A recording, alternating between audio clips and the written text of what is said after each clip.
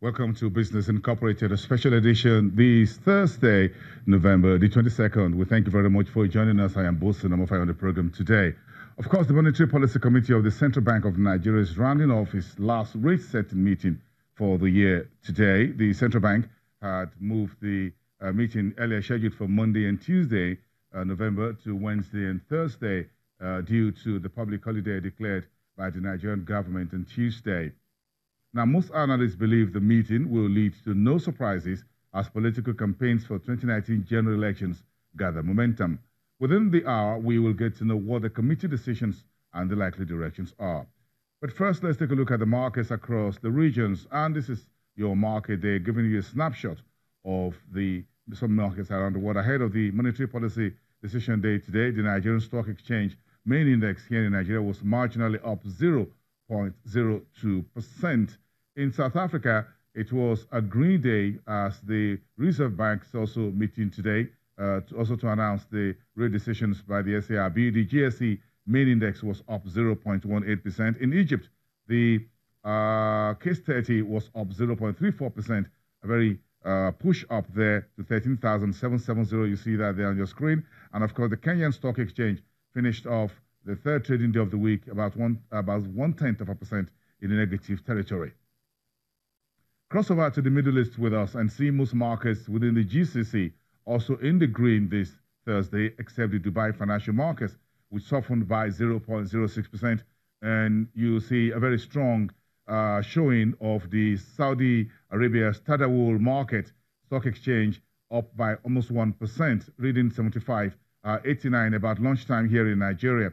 And of course, the Abu Dhabi market about 0.28% in the green territory. Dubai softened by less than 0.1%. In Qatar, the general index was a strong reading 0.35%.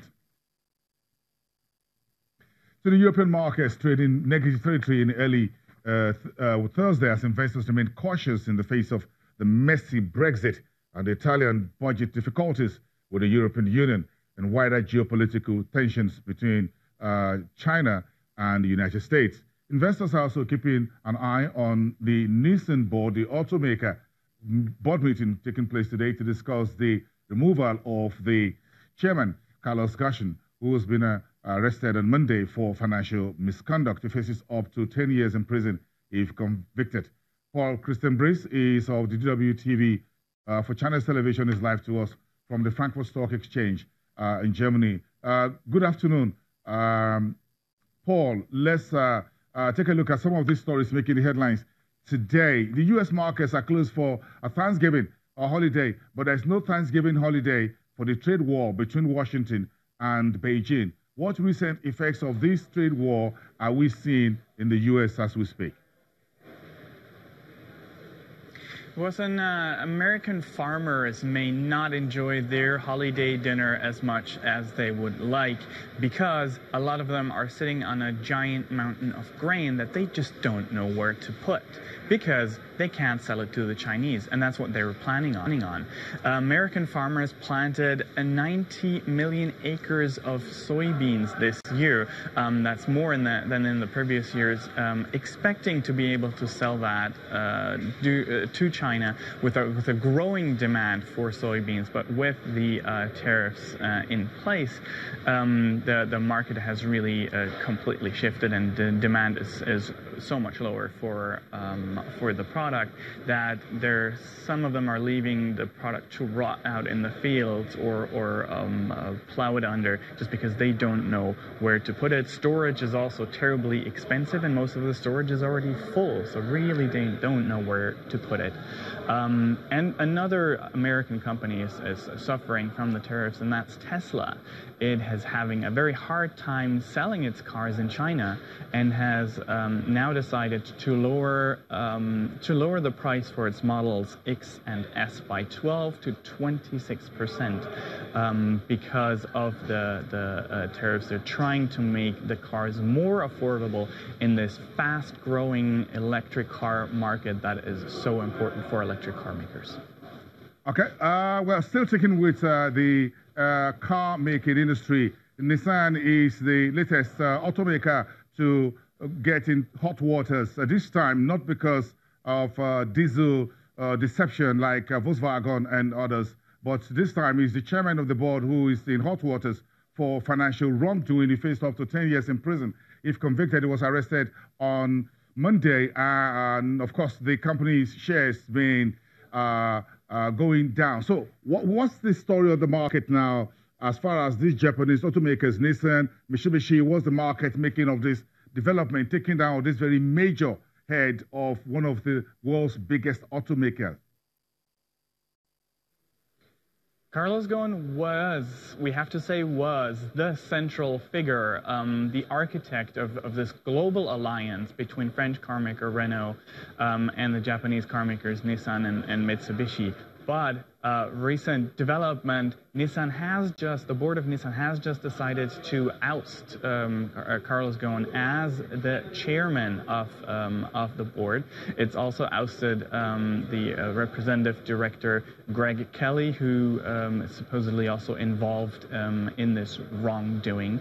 The shareholders still have to vote on their seats in the board total, but the rule is over, and it doesn't come as much of a surprise anymore, especially after a very heavy broadside on Monday by Carlos Ghosn's hand-picked successor, really, for CEO at Nissan, who launched a broadside mentioning the dark side of the Ghosn era. And really didn't have anything positive to say about his mentor there. Now the question is thrown wide open as to how this alliance can go forward. Ghosn was seen as particularly critical to unlocking value within this alliance, and it's going to be hard to find a replacement for this characteristic person. The auto industry still faces a number of issues, and one of it is the tariffs from the U.S. authorities. So President Trump has invited the CEOs of German big names, Volkswagen, Daimler, and BMW to the White House. Whether that will be lunch or dinner, we don't know yet. But of course, the hot button debate is about trade fairs, tariffs, and all of that. So whatever happens here, do you think this will be a nice sitting around the table having a handshake at the end of this all? Well, we'll see about that. There's also no official confirmation that Donald Trump is going to take part personally. But well, you could say it is a positive sign, because talking is always a matter of diplomacy, right? And whereas talking, there's no firing. But the governments in Berlin and also Brussels, they're not very happy about this move, because they're afraid that Donald Trump might be trying to circumvent the official channels of talking to the EU Commission,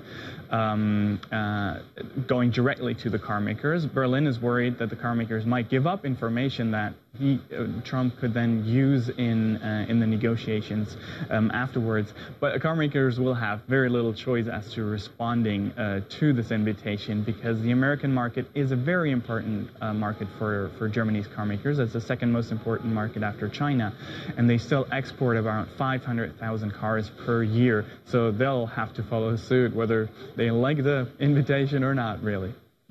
Whatever they have, I'm sure they're going to let us know where they're driving next.